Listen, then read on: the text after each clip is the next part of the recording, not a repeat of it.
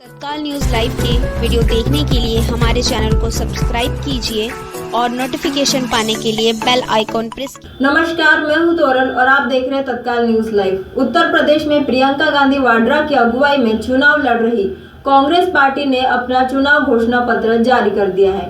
Party ने वादों का पिटारा खोलते हुए महिलाओं और युवाओं सहित समाज के हर वर्ग को लुभाने की कोशिश की है। कांग्रेस का यह घोषणा पत्र राज्य में कल 10 फरवरी को पहले चरण की वोटिंग के ठीक पहले आया है। राज्य में 7 चरणों में मतदान होना है। किसानों का पूरा कर्जा माफ किया जाएगा।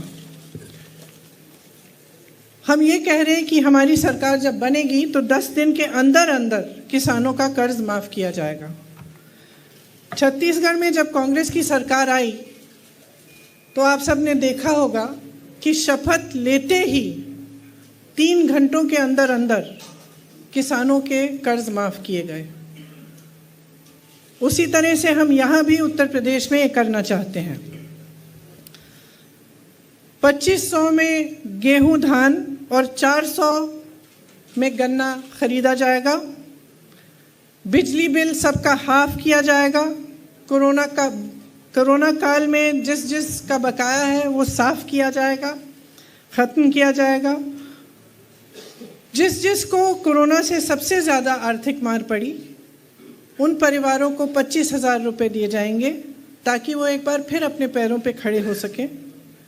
हमने पहले भी ये बहुत बार घोषणा की है, फिर से दोहरा रहे हैं कि 20 लाख सरकारी रोज़गार दिलवाएंगे। इसका पूरा खाका तैयार करके हमने भर्ती विधान में आपको कुछ दिनों पहले बताया था। उसमें से 12 लाख सरकारी पद खाली पड़े हैं जिन्हें भाजपा की सरकार ने 5 सालों से नहीं भरा। हम कह रहे हैं कि हम वो 12 लाख पद भी भरेंगे और उसके अतिरिक्त हम 8 लाख और पद भरेंगे या और रोज़गार हम माफ़ करिए पद भरेंगे नहीं, 8 लाख हम रोज़गार और पैदा करवाएंगे। इसके साथ साथ हमने पहले भी कहा है कि 40% रोज़गार पहले के जो आरक्षण है उनके तहत महिलाओं को दिए जाएंगे। अगर कोई भी बीमारी हो तो सरकार की तरफ से 10 लाख रुपए तक इलाज मुफ्त मिलेगा। आवारा पशु की बहुत बड़ी समस्या है उत्तर प्रदेश में। कम पार्टियां इसके बारे में बात करती हैं, लेकिन सच्चाई ये है कि किसान बहुत त्रस्त हैं। और हमने अपने अनुभव में, जो हमारी छत्तीसगढ़ में कांग्रेस की सरकार है, उन्होंने एक पूरी योजना बनाई कि इससे हम किस तरह से इस समस्या को हम हल कर पाएँ। इसके मुख्य बिंदु हमारी उन्नति विधान में हैं, लेकिन मैं यहाँ कहना चाहती हूँ कि जिन को आवारा पशुओं के नुकसान को झेलना पड़ा है उन्हें 3,000 रुपये का मुआवजा दिया जाएगा और एक गोधन न्याय योजना शुरू की जाएगी जिसके काफ़ी ज़्यादा एलिमेंट्स होंगे, लेकिन एक एलिमेंट ये है कि 2 रुपये किलो में गोबर खरीदा जाएगा।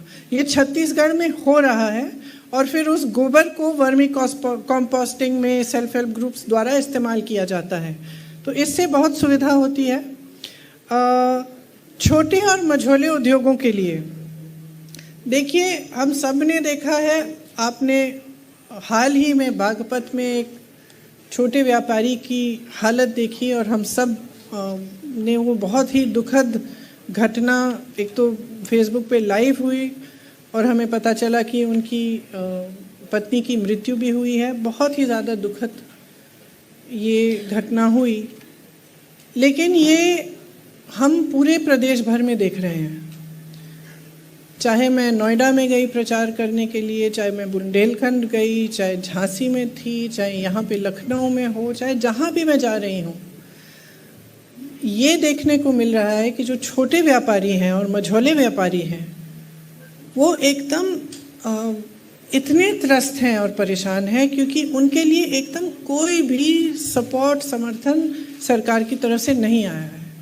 और चाहे नोटबंदी हो, चाहे उसके बाद जीएसटी हो और उसके बाद जो कोरोना का लॉकडाउन हुआ, सबसे बड़ा प्रभाव इन्हीं व्यापारियों पे हुआ है। तो चाहे छोटे दुकानदार हों, छोटा मैन्युफैक्चरिंग यूनिट हो, बहुत ही ज़्यादा असुविधा हुई। लेकिन सरकार की तरफ से बहुत दुख की बात है कि इनके लिए कोई सपोर्ट नहीं मिली। और इस बजट में जो 2-3 दिन पहले आई उसमें भी आपने देखा होगा कि जहां बड़े बड़े उद्योगपतियों के लिए, जो प्रधानमंत्री जी के मित्र हैं, उनके लिए तमाम योजनाएं, तमाम समर्थन और हर चीज़ लिखी गई, लेकिन इन छोटे व्यापारियों के लिए कुछ नहीं लिखा गया, गरीबों के लिए कुछ नहीं लिखा गया। इसीलिए हम चाहते हैं कि एक ख़ास मदद हम छोटे व्यापारियों की करें। इसमें मुख्य बिंदु ये है कि जो पारंपरिक क्लस्टर्स होते थे, जैसे मुरादाबाद में पीतल का क्लस्टर, कानपुर में लेदर, इनको हम और मजबूत बनाएं। और इसमें नौजवानों को, अगर नौजवान अपना छोटा व्यापार शुरू करना चाहता है, अपना मैन्युफैक्चरिंग करना चाहता है, एक यूनिट खड़ा करना चाहता है, उसके लिए हमने भर्ती विधान में ऑलरेडी बोला था कि हम किस तरह की सुविधाएं देंगे। जैसे उनको लोन मिलेगा 1% ब्याज पे, और किस तरह से हम उन क्लस्टर्स को डेवलप करेंगे ताकि उन क्लस्टर्स में जितनी भी सुविधाएं हैं इंडस्ट्री के लिए वो मिले और पूरी तरह से इन छोटे व्यापारियों की मदद हो। श्रमिकों और कर्मचारियों के लिए हमने ये प्रपोजल दिया है कि आउटसोर्सिंग बंद की जाएगी। संविदा कर्मियों का नियमितीकरण कई चरणों में किया जाएगा। सफाई कर्मियों को नियमित किया जाएगा।